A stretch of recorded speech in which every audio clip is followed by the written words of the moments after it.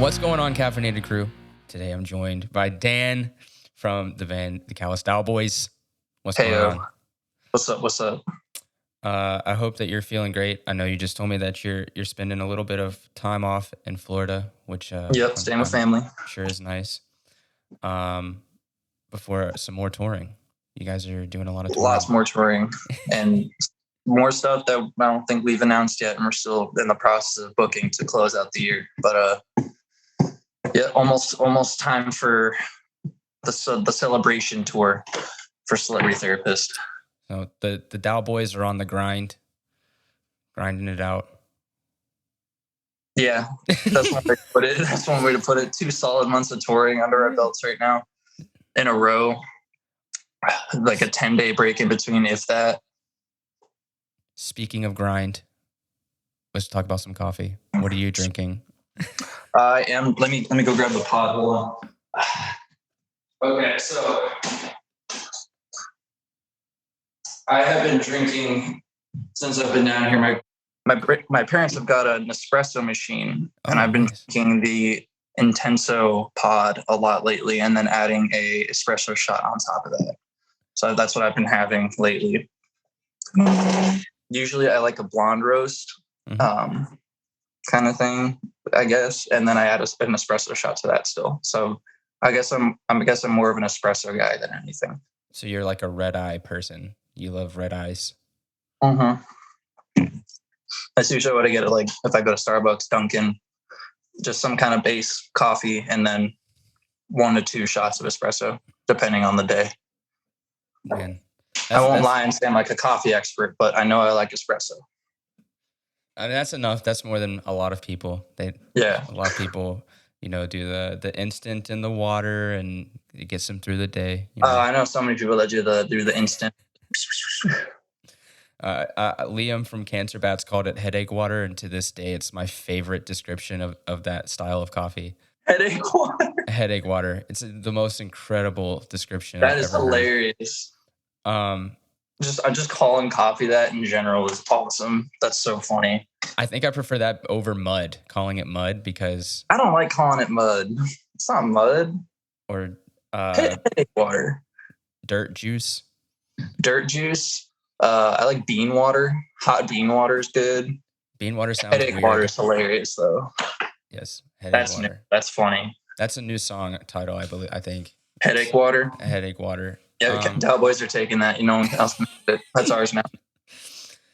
Unless it shows up on a new Bats record, y'all might have to beat them to the punch. All right, we can both have the song. We'll have the same song. We'll release their version, and they can release ours. Like the 2 minutes to late night. Splitsville. Yeah, that's perfect. That's the way to do it.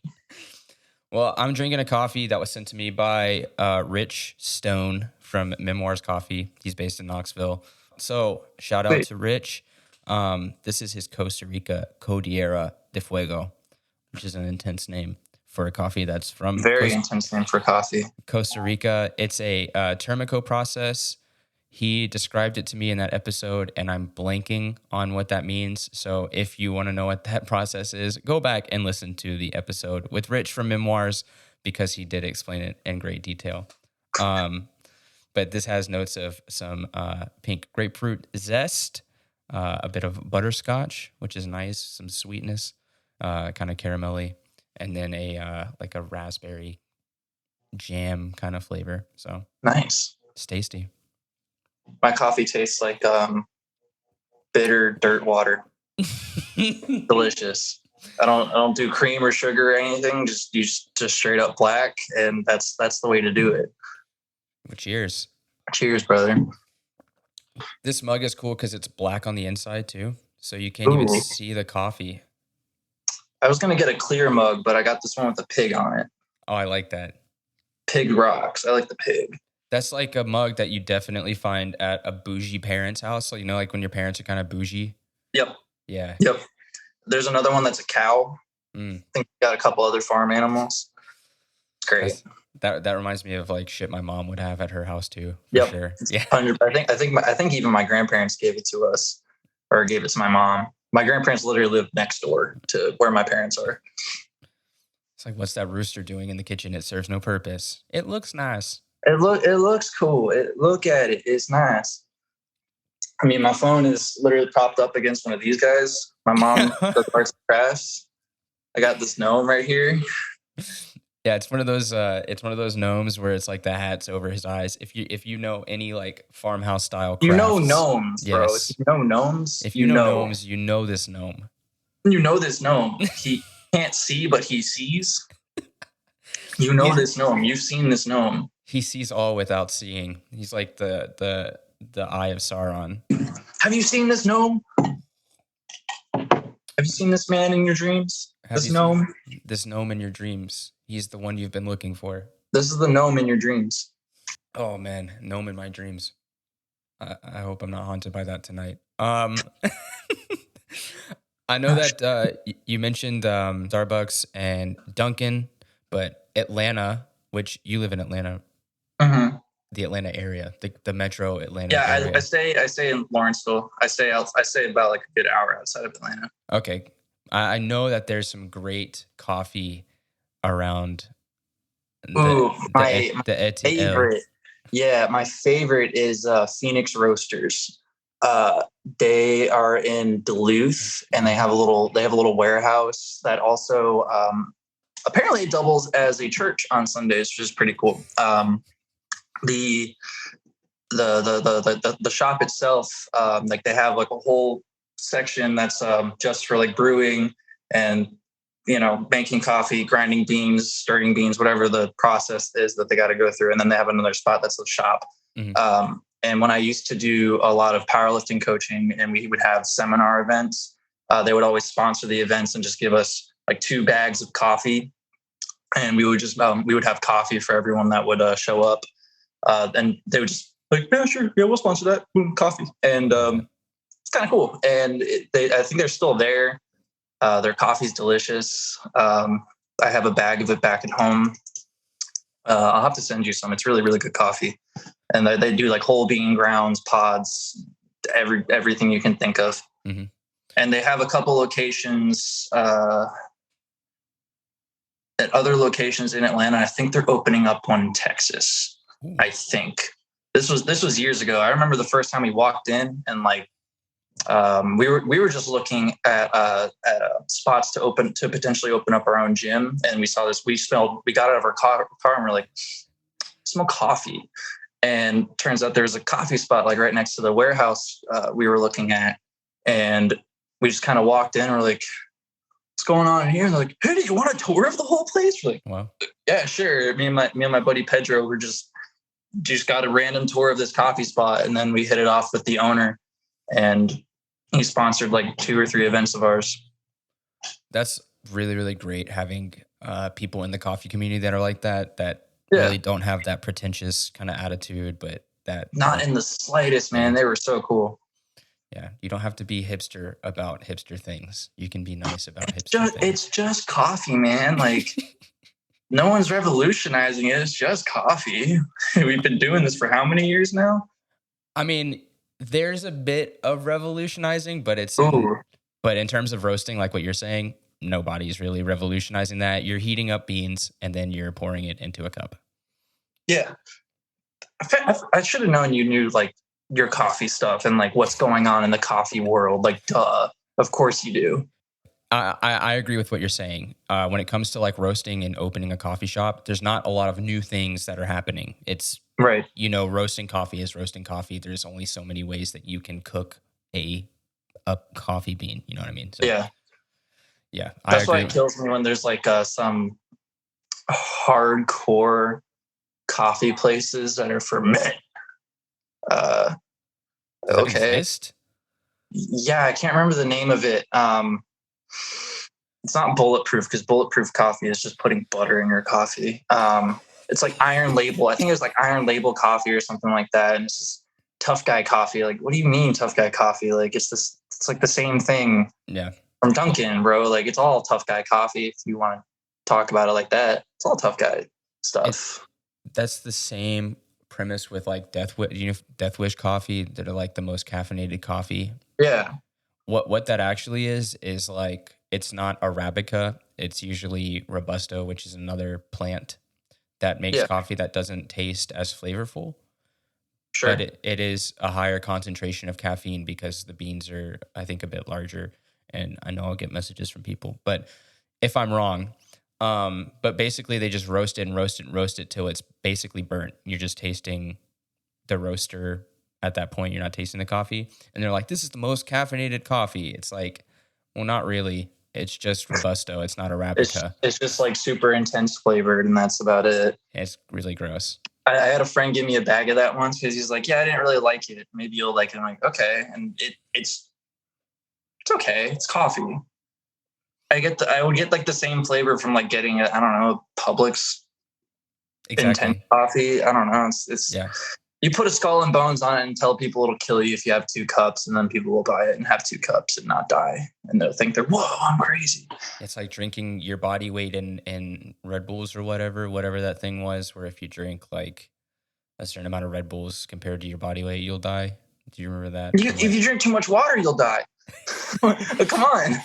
We are a very fragile existence of beings, okay? You drink your body weight in water, you just yeah, if you don't go to the bathroom in a timely manner, you'll die. It literally, like any random little thing will just kill you. All that to say, YOLO, drink as much coffee as you can. Drink more coffee. And if you die, you die, right? That's the only statistic I'd like to be a part of, is dying from drinking too much coffee. Yeah, I'm going to join that study group. How many cups before you die? How many cups before you just go into shock and you like stop responding? I'm going to find out. 85, probably. He's comatose. He had 16 cups. Oh, God.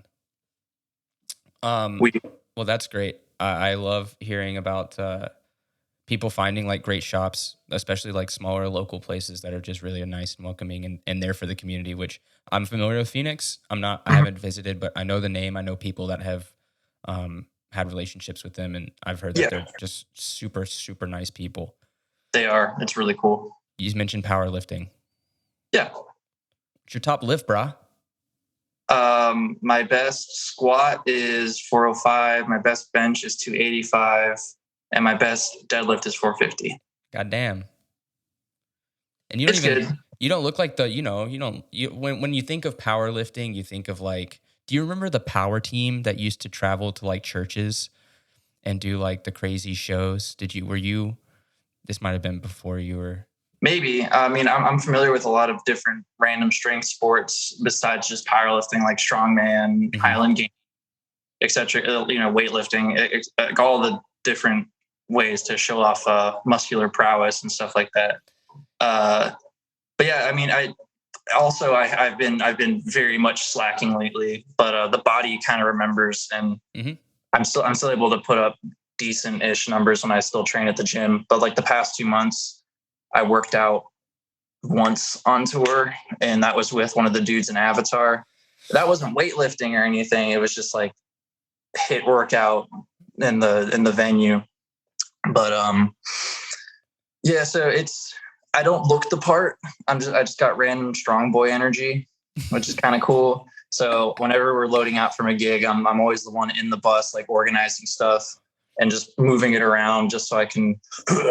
Hulk and Tetris. It's the Hulk playing Tetris. That's essentially it is the playing Tetris, and I'm the best one at it. Everyone else starts trying to do it, and then stuff's like falling over when we're driving, and I'm like, well, if I did it, right, no one would have a box falling on their head. You're from Florida. Yeah. What were some of the bands that you were like, I guess, local-ish? Because I used to play in Florida very often, but I think that we have a bit of an age difference. Yeah, we do. And also me not knowing where to go for live music when I was a kid. No. Yeah, I played music with like some friends and stuff, but we never like started a band that would do anything. I played in church a lot. I played either guitar or bass in church pretty much since I was good enough to play other music. So I did that a lot. Man, I don't know a lot of bands around here. If we were talking like a metal scene or a hardcore scene, if there was one, I was not privy to it. I know there were, Mm-hmm. but when I was 14 to 17, I was just like, okay, there's nothing going on here. And so that's why the day after high school, I moved up to Georgia. Wow. But like now there's like one band I can think of that's actually worth a damn. It isn't just like white boy reggae rock. It's like, it's really funny how it's all these dudes that are like playing really shitty Sublime and Bob Marley covers, and they're all frat kids.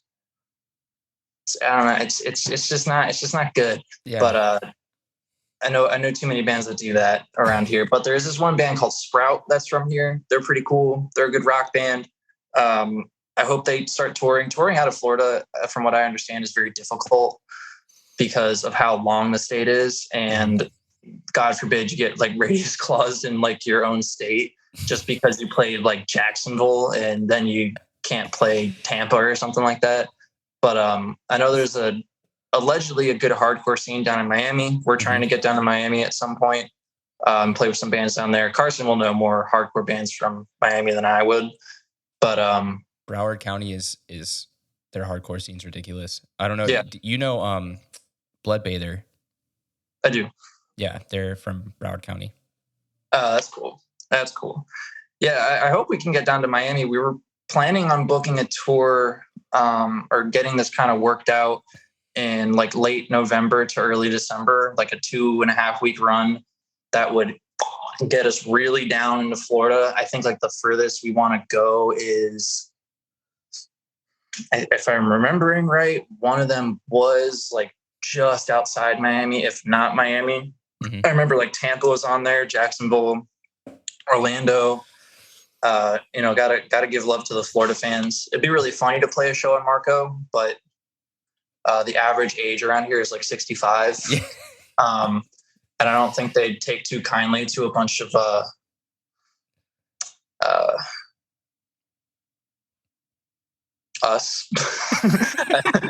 bunch of us. What the Callous Daoboys are and represent. Yeah. I mean, we already get enough comments. They're like, I wonder what their gender is. Like, I don't know if we need to go play Marco Island, but we represent a different kind of demographic that people down here don't necessarily agree with. Yeah. But it would be very funny. I guarantee I could probably get some friends out to it, but Miami would be a better shot. But doing that Florida trip, man, it would be rough because you have to figure like, how are you going to route yourself down and then back up? You don't want to eat a 10-hour drive through Florida. Right. Yeah. It's not fun. I did like a mini tour through Florida. Like we played like, it was crazy because it was like a week that we played like 5 shows in Florida and then went back home. I mean, the state's so damn big that you can do that. Yeah. It's like you can do the same thing in Texas, really, too. Exactly. Or California. Are you from Florida? I'm from Savannah. Heard. So like it's right there, like only a couple hours and you're in. Yeah, like the first show I played with like my hardcore band after high school was Jacksonville. Like we were essentially a Florida band because nice. Florida scene was crazy. It still is crazy. Jacksonville's like, I feel like that's my second home. So yeah, Jacksonville is really nice. When we were there with Greyhaven and Limbs back in June, both of the Florida shows are really cool. I just like being home, but I mean, it was hot and humid the entire time, but it was really nice to be home. I know on the west side, it's not as like a swamp so much. It's a bit more like, Gulf tropical. Yeah. And like, you can go like, you can just kind of chill out on the west, like the East Coast. Like it's, I'm not there a lot. When I really lived in Florida, I didn't go out a lot ever. I stayed in my room playing guitar for 6 to 8 hours a day. But I know like East Coast, like people can like go like surfing out there more than West Coast and stuff like that. As far as I'm aware, Daytona, yeah, you can. Yeah, so I got a lot of friends that are now like on the East Coast and like I think like Panama City's on the East Coast. If I'm right, am I right? No, PCB is actually it's further north. Man, I don't know shit about my own state. It's towards Alabama. I don't know anything. It's like the last city before you cross over the line to like Mobile. Okay. It's that I-10. It's part of that I think of I-10. Boca Raton. It's Boca Raton on the East Coast. Am I Boca right? Raton is on the Okay, East Coast. cool. Yeah, That's it's right. like Okay. Fort Lauderdale area. Nailed it. Got it. Boca Raton. So it's like young surfers and old retirees. Yeah, pretty much. Well, let's talk about what we're all here for. We're all here for this. It's the Callous Daoboys. That's right. I told my friends, a lot of my friends love the Daoboys. I was like, oh, I'm talking to somebody that's from a band that rhymes with the Dallas Cowboys. And I got no response. I thought I would get like a great response for that joke, but oh man, we get that joke so often. It's like, it is funny. It's just when you hear the same thing so many times, you're like, that is the joke. That's right. We stole the name from the football team. I mean, obviously, but yeah, it's great. Well, some people don't get it. That's the funniest part is like when someone, Carson would have a bit on stage where they would say, you can remember our name because of the shitty football team. And someone came up to us afterwards like, I didn't realize that was the joke until you said football team, man. I'm like, whoa, really? Like, are you serious? God. I know it's spelled differently and everything, but it's the same.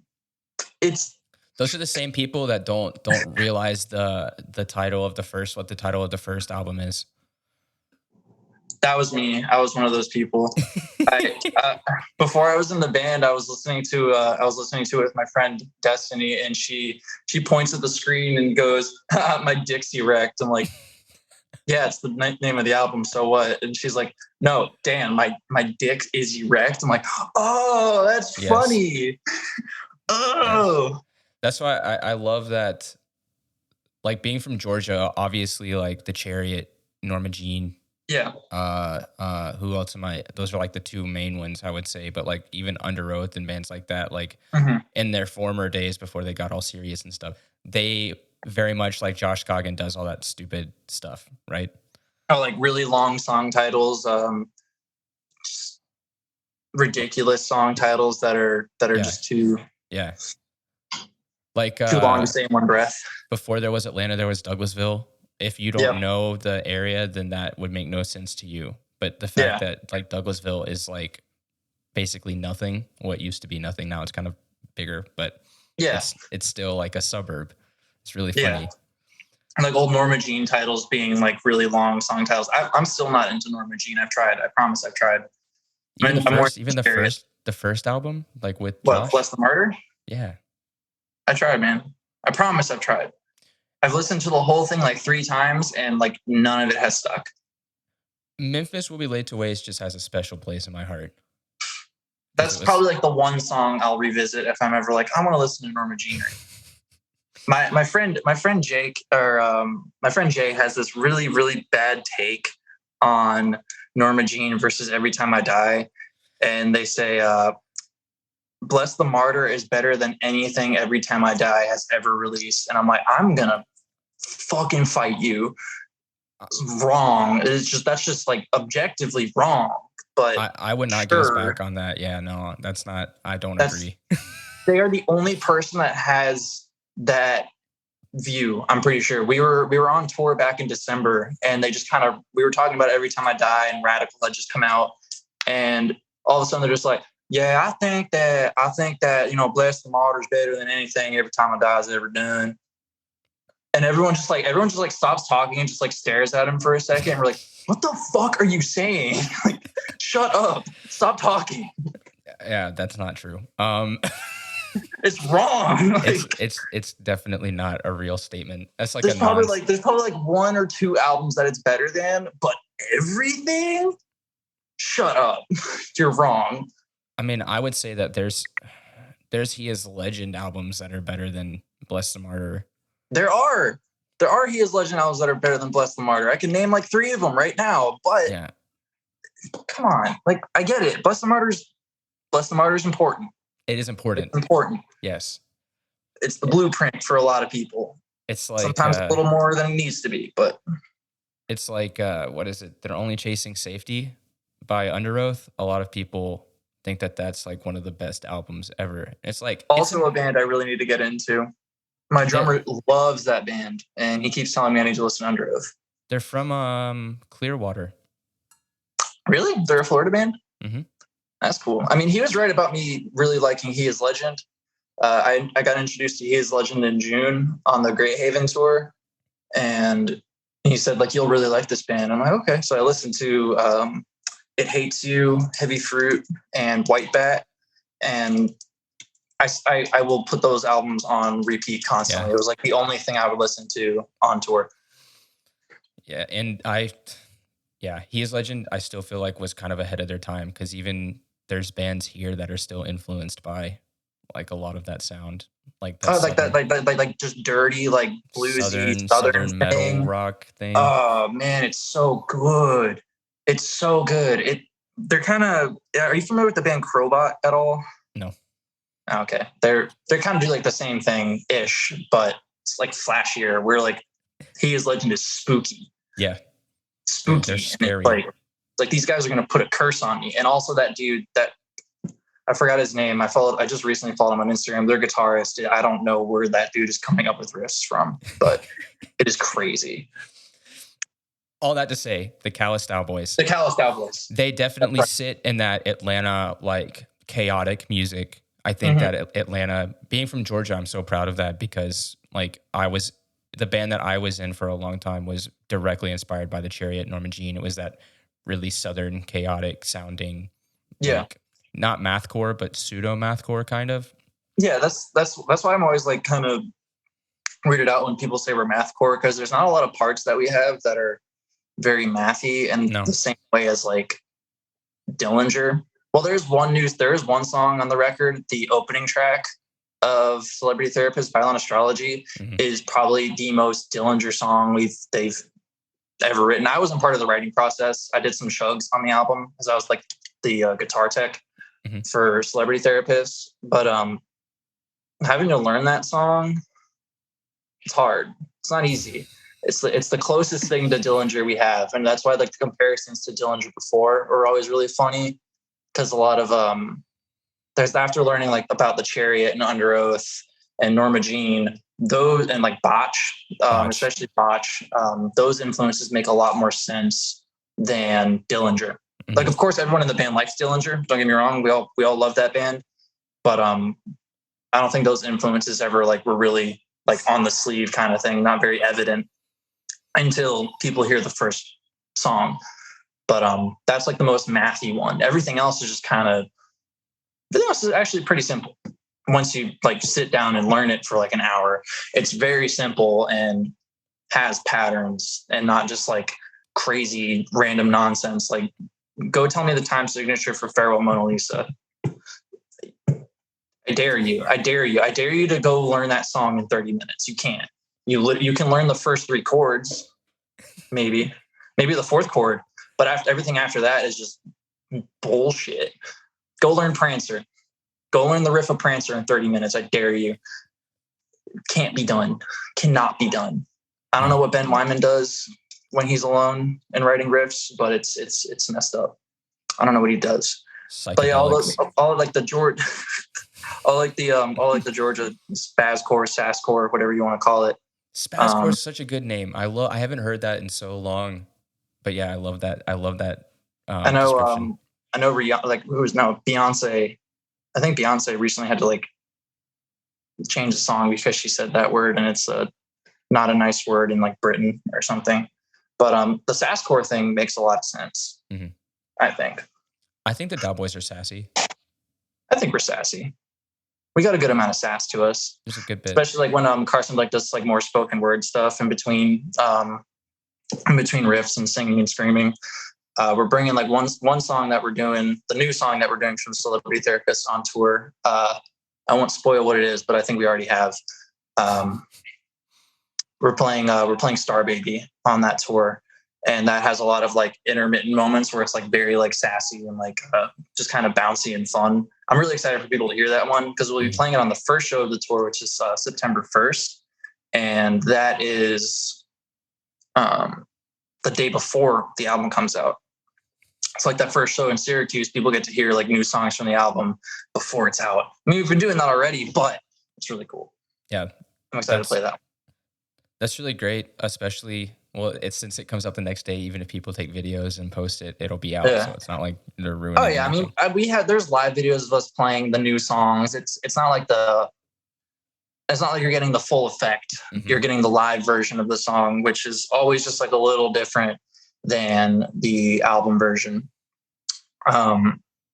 There's some parts that Carson doesn't do live that Jackie will get, or Abby will get.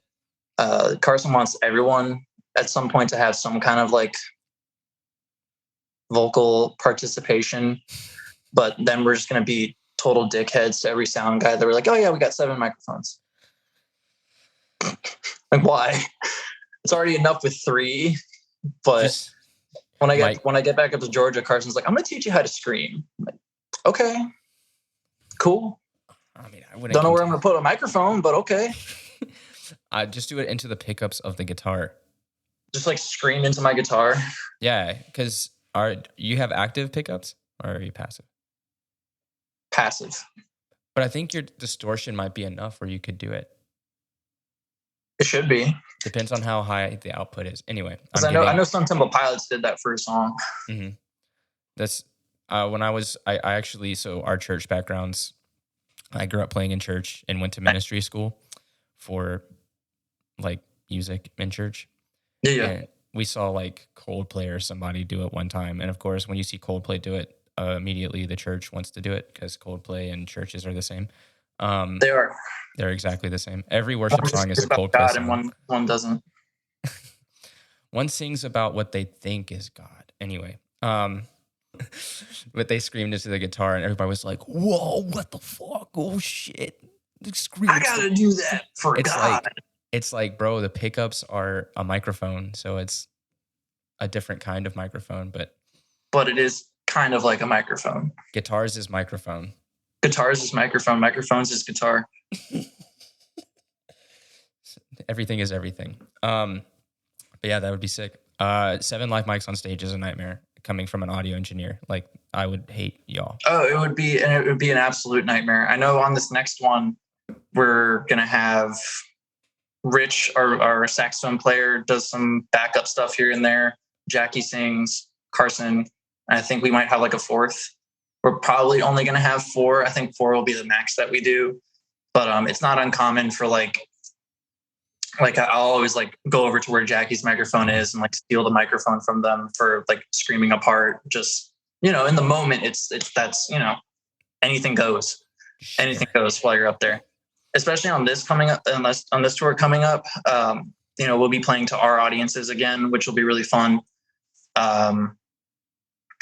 So people are going to see us rather than going to see Avatar, and people that are going to see Rolo will like us, mm-hmm. and vice versa. So it's going to be a really fun and engaging tour. No barricades. Fuck yeah! Which I'm really looking forward to. Sometimes I think we need barricades. It was when we played that emo night in Austin. I had this bit where when we're getting to the last breakdown of Fake Dino Bones, I fling my guitar over my head and go into the crowd and mosh, because why not? Like, it's the last breakdown. And I shouldered into some guy, and hardcore kids are such dorks. And so he grabs me and we start like going towards the ground. I'm like, oh, okay, whatever. Like, we're going on the floor now. And so then we get on the ground, and then he puts me in a chokehold. I'm like, oh, you're not like having fun anymore. You think this is a fight. Like, okay. And his friends had to like pull him off of me. And they're like, no, he's in the band, dude. What do you do? Like, why are you doing this in general? Like, a hardcore kid got upset about that? Yeah. Weak. He came up and apologized after, but I'm just like, yeah, man, it's fine. But like, why are you telling me you went to Sound and Fury and then you're here doing this? That's kind of goofy. Anyway, yeah, it's just funny. Hardcore kids can dish it out, but they can't take it. Yeah, it's true. Whatever. I mean, I'll be in that group, I guess. But yeah, it's fun to be adjacent to hardcore. Don't get me wrong, because then like the crowds are rowdier and like there's more engagement. But then you got goobers like that. If someone's moshing next to you, they are trying to attack you. So attack them first. That's the number one rule of moshing. Bring bladed weapons into the pit. Brass knuckles in the pit. That's right. Steel toe boots. We're gonna kick this shit off like FSU. That's right. Shouts out Code Orange. Yo, that made me feel. Yeah, I was really kind of not embarrassed, but like, who does that? Wasn't that a fan that did that? Yeah, he was wearing steel toe boots in the pit and spin kicked a girl in the face, and she had to get reconstructive surgery on her jaw. Awesome. How cool! Man, if you're wearing steel toe boots to a show, like, you know what you're there for. He was wearing like one of those like A-shirt tank tops, what would have formerly been called like a wife beater, but we don't call it that anymore. I don't call it wife beater anymore. I thought that was politically incorrect. I don't know. It's a shirt. It's just a white tank top. We're from the South, so we call it a wife beater. Yeah. What do y'all call it? What do they call it in New York?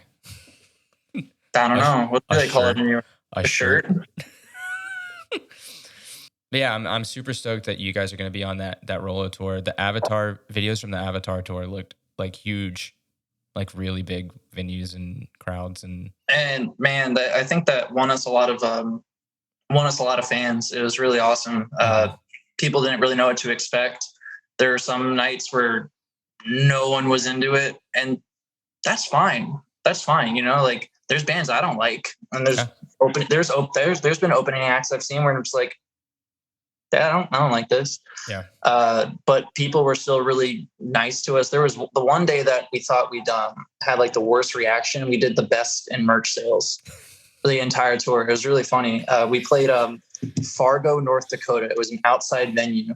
So we played when like the sun was like, it had to have been like 5:30 or 6. So the sun was still out and it was really hot, just dry.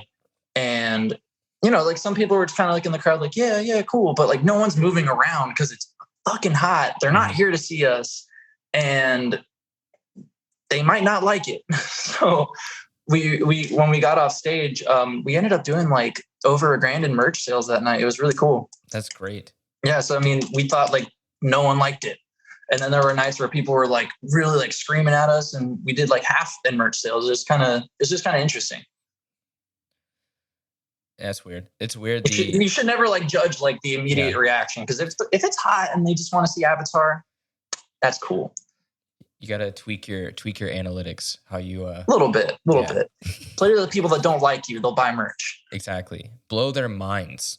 Exactly. That's right. That's why I'm kind of bummed that this, the Rolo tour, doesn't go out west at all. Mm-hmm.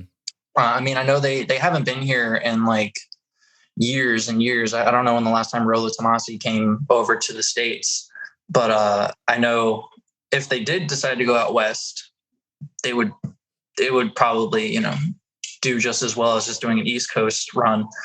I know some of those shows are close to getting sold out, which is really awesome. The Atlanta one will most definitely sell out. It did last time when we played Atlanta. I'm really excited for that because like the whole time that we're doing that, it's just a celebration tour. That's the whole thing. Like the whole tour is gonna be like, we just put a new album out and Celebrity Therapists.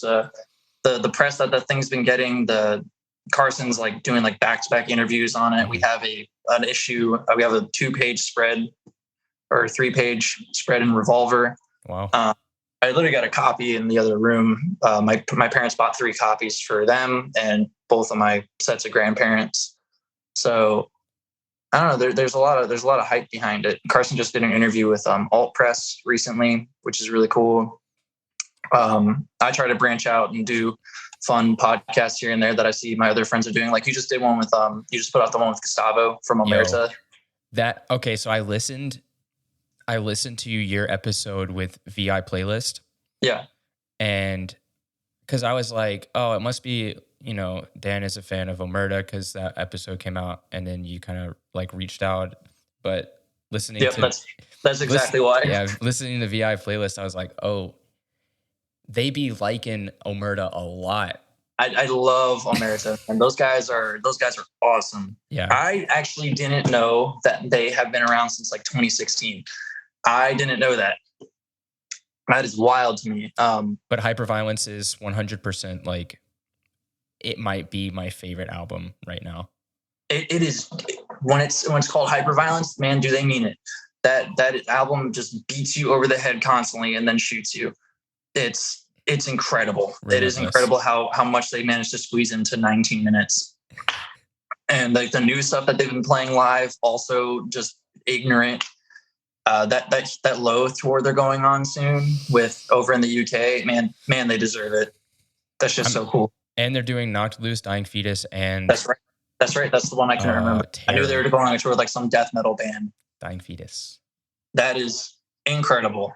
The first time I saw them, I got to see them side stage at So What Fest, and getting to see all those crazy little dudes up there just ripping it. Man, it was so cool. Yeah. I got there like just as their set started. Just as it started, and I ran around the back, and oh man, yeah, those guys can kill it. I was like right next to Han the whole time while they were playing, and just like seeing them actually perform. It sounds like the record. It does. It is crazy. They sound exactly like the record. I saw them play it in a 150 or 200 cap venue here. That wasn't even. It was maybe like halfway. And yeah, they ripped, like completely ripped. It was with Foreign Hands and See Space Cowboy. Oh, Foreign Hands is great. I love Foreign Hands. I love Foreign Hands. I need to get into See Space Cowboy at some point. I know those guys have been around for a while. They're like also kind of like a Blueprint screamo band thing. They're the sassiest. Yeah. And then I mean, Connie's a great front woman. It's incredible what Connie can do. Yes. Her range is like ridiculous. And she moshes harder than anybody else I've ever seen at a show. I believe it. Yeah, I saw that you did a thing with Gustavo. Gustavo seems like a really well-spoken dude. Didn't get to chat with him a lot after the was it Dallas? Yeah, it was basically Dallas after the Dallas the festival show. Yeah. But since then, I've been talking with like Han here and there, Zorn, their bassist. Zorn's a nice guy too. Yeah, they're all like really great, like just very like soft-spoken and like very chill guys. Yeah. Which is always really funny to see like how like what the like the demeanor of everyone in like a really violent hardcore band. Like I met Matt Honeycutt before their set at So What. We have a mutual friend in Atlanta. His name's Jose. He's just this big, huge powerlifter guy. He has like an 800-pound squat. And he knows Matt really well when he used to do like security at venues. And so I like started off like the conversation like, oh, Jose from Atlanta. So he's like, oh, big motherfucker, and does like that. Mm-hmm. But like just like really soft spoken dude. And then you see him up on stage, different guy. Yeah. Completely. Dude, that's the coolest thing about going to shows is like you meet those people off stage and then you see them on stage and just different guy. That happened a lot with Avatar. Their guitarist Jonas. They're all Swedish, and they're all like just kind of innately very nice and polite, and always like very happy to see you kind of thing. Like Avatar went out of their way to hang out with us. It was really cool.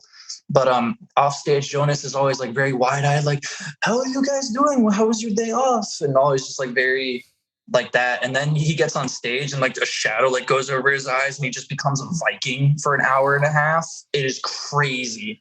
Like Marty and I, our drummer, like every time we see him up there, like that's a different guy. That's not Jonas anymore. That's the Viking. That's the king. Yeah, he becomes possessed with the spirit of Odin. I kid you not. It is like a completely different guy walks onto that stage. It is scary. And then I love that. I remember being side stage for the last show, watching them, and they had a break where their singer keeps talking on stage, and they come off side stage. And then he comes up to me. He's like, I wish that it's so sad that tour's almost over. We should do it for another month, right? Tomorrow, let's do another show. Like just like, he comes back into like just being Jonas again. And it was really cute. It was really sweet being around those guys. Yeah, that was probably the best tour experience any of us have ever had. Not ever will have, but it's going to be cemented as one of like the best experiences we've ever had the pleasure of doing. That's amazing. Like being on tour with a band that you don't really like fit with genre wise, but Sure. as we're learning, genres mean nothing Oh, basically. Genres are especially dead. with those guys, like they have songs that are straight up polkas. They have like power metal songs. They have a song that really just sounds like the ripped off Rammstein, and they all really like that band too. So it makes sense. Like they have this just like really pounding industrial metal Yeah, like song. industrial. They have ballads.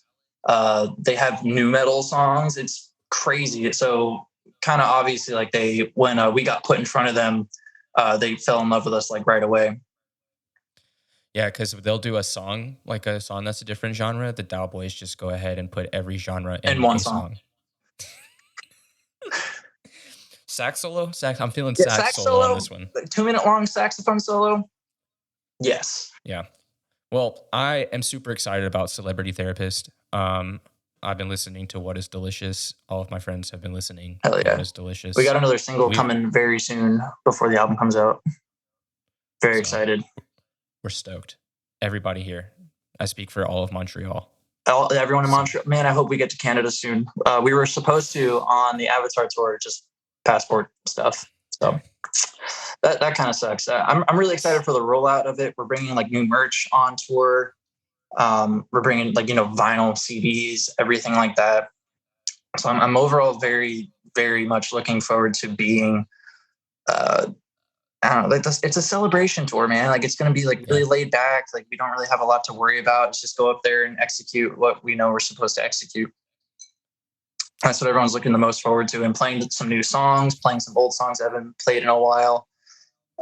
It's going to be we're opening with, man, I shouldn't spoil that, but you don't have to. Yeah, we're opening with a banger and ending with a banger.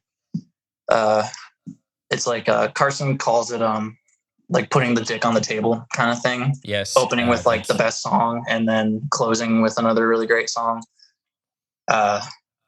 Yeah. I like that. I'm really looking forward to this tour, man. It's going to be incredible. Well, I'm stoked for you guys. Wish it was coming to Montreal. I wish it was just hitting the full US again. There it is. And then North America. Well, just Canada, Just keep going. North America, it's funny when bands say North America because it's usually the US and then Vancouver. And maybe Toronto. And maybe Toronto. No, but it's like all this, like you got like two cities here, and then like all the way on the other coast you got the other two. That's how Avatar did it. That's how Avatar did it. Calgary and Vancouver, and then we have Toronto and Montreal, and the rest of Canada is just not. It doesn't exist. It's just snow, right? It's just ice. It's ice and polar bears. Okay, that makes sense. I believe it. Yeah. That's it. Speaking as a non-native, it's only Canada. Polar bears. It's only polar bears and like 16 people. I did say to somebody, I'm like, wait, how many people live in Canada? Like 4,000? And then the rest is just polar bears. The population density is just bears. Yeah, they're counting the polar bears as the population. Polar bears and groundhogs. It's like 1 million groundhogs. 1 million groundhogs. More groundhogs than people. Well, Dan, this has been super fun. I'm really happy that we got to sit down and chat. I'm super, like I said, super excited for Celebrity Therapist. Wish I could see y'all on this tour, but I might have to wait for the next one. It'll happen. We'll get up there soon. Please. We'll get up there soon. We have tons of great venues that would be awesome for stage diving. So hopefully. Well, we're sold. We just got to get passports. Who doesn't love a good stage dive? But I do have one last question for you before we go. What's your favorite city for beans and breakdowns? Boston. There's a coffee shop in Boston that I went to like 10 years ago that I will not remember the name of, but I remember where it is. And I think we're playing near it, so I got to go back to it when we play Boston. Where are y'all playing in Boston? The Palladium? Excuse me, hold on. I'm gonna look at the flyer. Let's see. The Palladium? Brighton Music Hall. I'm not super familiar with that one. I'm not familiar with it either. I hope it's cool. I played somewhere in Boston back in March that I will not remember the name of. we played with this band called Robin Wood. They were awesome. But yeah, Brighton Music Hall. Cool. It'll be fun. Well, Boston, they're known for good shows. I really hope so. I got a lot of friends in Boston. I got family in Boston. I hope the Boston show actually turns out really well. I have to see what all the ticket sales are like, but I know there's a couple that are selling really well. So it's the album tour. I hope people go to it. Go get your tickets if you're hearing this. If you can hear the sound of my voice. September 1st through September 15th, the Callous Daoboys are on tour with Cordillera in support of Rollo Tomasi coming back to the United States after years in between. We are going on tour in support of the album Celebrity Therapist out on September 2nd. So if you're going to the Philly show, you are our release show. Go to it. If you're anywhere near Philadelphia, go to it. We're playing at Underground Arts, I think is the name of the venue in Philly. Underground Arts is great. I got moved from Milk Boy to Underground Arts. Go to the show. Go to a show. Go to all the shows. Go to a show, buy the album, stream the album, buy a shirt. Do all that. Follow them in your car. Follow their bus in your car and go to Follow us. Go to every single show. We're the metalcore Grateful Dead. That's true. That's great. I hope we can be. They're like the metalcore U2. I guess Grateful Dead is. Grateful Dead's great. Do people follow U2? I think they do. Fish. Fish. People do that with Fish, right? God, I hate. Anyway, that's a whole nother podcast. Oh man. Oh, you think it's bad? You think it's bad? Imagine growing up in Georgia with all those bands. Ew. Fish and Widespread Panic. I played in too many jam bands to like jam bands anymore. I hated jam bands too much to play in one, so I just skipped. Damn it! Why didn't I do that? I should have just done that. Turn the hate on before you get sucked in. Don't. Well, Dan, again, have an awesome Saturday. I really wish you guys the best on the tour. Thank you, bro. We'll be looking out for the album. As soon as the album comes out, I'm gonna just play it on repeat for a month. Run up the streams. Run them up. Yeah, that's it. I'll have it. I'll even when I'm sleeping, I'll just turn the volume down and have it playing on repeat. Hell yeah. So you guys get 16 cents per week or something from me. It's perfect. Yeah. Pays the gas bill. Buying a t-shirt. You better. Buy a shirt. We got new shirt designs coming. Yeah, they're on the Instagram too. Yep. Check it out on the Grammy. Yep. And Callous Daoboys on Instagram, Twitter. You just search that. It's a spoonerism of the Dallas Cowboys. You'll find it. It's not hard to find. No, it's not. Just search Callous Daoboys and it's there. Hell yeah. And also check the link in the description of this episode. There will be links to the Bandcamp. Sweet. Well, awesome. Take care. Enjoy the rest of your Saturday. Thank you, brother. Be easy, man. Bye.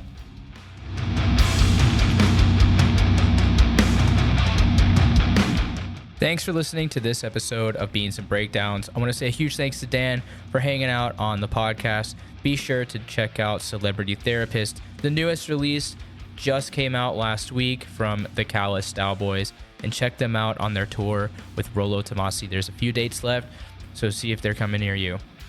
If you've enjoyed the podcast, please subscribe and leave a review. You can also find out more information about the podcast by following us on Instagram at Beans and Breakdowns or on the web at beansandbreakdowns.com. Also, don't forget to check out Anarchy Coffee Roasters. They still are running the code Wake the Fuck Up in all caps. You will receive 15% off your order at checkout, so go and show them some love. Until next week, be sure to stay caffeinated and wake the fuck up.